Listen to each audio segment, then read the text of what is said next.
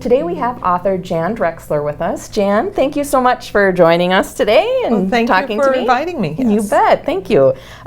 So I typically ask everybody, to tell us a little bit about yourself. Well, I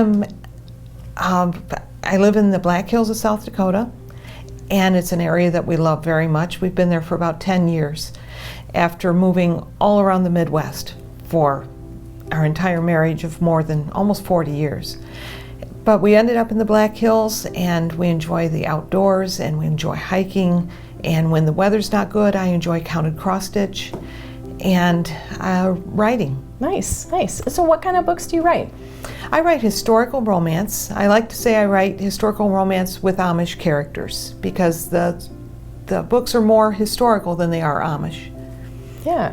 And you were telling me that you were kind of maybe going off of the Amish area a little bit. Yes, times change. I've been writing Amish books for about 10 years, and I just got the bug to write a cozy mystery. So I just finished my cozy mystery, and I like it. We'll see if anybody else does. Sure. And I'm working on another historical romance that is a cowboy story. Excellent. So, in your Amish genre, how, you said 10 years, how do you keep that kind of fresh and going and get your ideas? And well, for me, I start out with the characters. It's whatever the characters are doing in their lives.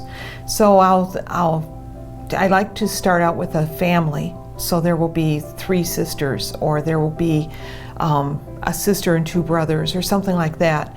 And then whatever those characters' stories come out, then I get the plot for the story and how their individual journeys affect the entire plot, the overarching story of the book. And then you were telling me off camera earlier that you actually descend from Amish and Mennonite, and Yes. that's kind of how you do your research. Well, my father and his mother, my grandmother, were storytellers, definitely storytellers. And so I grew up hearing stories about my great-grandparents, my great-great-grandparents, not realizing that they were Amish. I thought they were just people who farmed in northern Indiana. But that's where the stories came from. I started studying my genealogy and realized, they came over from Switzerland at the same time as the early Amish and Mennonites did in the early 1700s, and then emigrated from Pennsylvania to Ohio and then to Indiana. And just that, my imagination got caught. And that's where the stories came from, yeah. So have you gone to any Amish, like a contemporary Amish place for your research? Yes. I visited Lancaster County in Pennsylvania, and I visited Holmes County in Ohio. And for 7 years we lived in Goshen, Indiana, which is in Elkhart County. And the Elkhart and LaGrange counties in northern Indiana are the second largest Amish community, or third largest, I forget which it is now. But we lived there for 7 years, and that is where my ancestors are from. That's where they settled in the 1850s.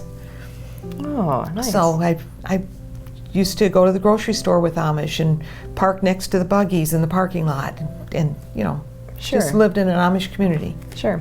Well, I read your book, Softly Blows the Bugle, and I really like that. And it's so fun to learn about another kind of, I don't know if you call it a culture or it's Amish. Yeah, it's a culture. No, it was very interesting. And, one of the things, in the character in there, she maybe made a poor choice. And this is what kind of scares me as a parent is, if my kids make a bad choice that they don't, or did I say my parents? My kids. Your kids. My kids make a bad choice, that they can't come back and would always be accepting to them. And that is kind of what happens in this book. Yeah, it was an interesting dynamic. That happened in my own life. It happened with one of my children, that you make poor choices, and it doesn't matter what the parents are like. In the book, Elizabeth had the best parents. They are the idealized Amish couple. Were her parents. But she still felt ashamed of her choice. And that was her faith journey, and I liken it to when we come to God for forgiveness for the first time, where we're ashamed of our sin and what we did, but God reaches out and forgives us no matter what we did. It's an unconditional forgiveness, and that's something Elizabeth had to learn through the course of the book. Yes, that's one thing I think just in my own faith journey is once I became a parent, I kind of realized the dynamic of God as my Father, and it's like, okay, yes, He does allow suffering, so we learn, Yes. And Yes. He's not going to give us everything we want, It kind of was like an aha moment for me, Mm-hmm. Yeah. Mm-hmm. And poor Elizabeth, she had to suffer a lot. Yes, she did, yeah. But she had her happily ever after ending. Yes, which I always enjoy having a happy ending in a book. So, well, I thank you so much for joining us today, and thank you for using your gifts as a writer to inspire others and your readers. And I just thank you. Thank you.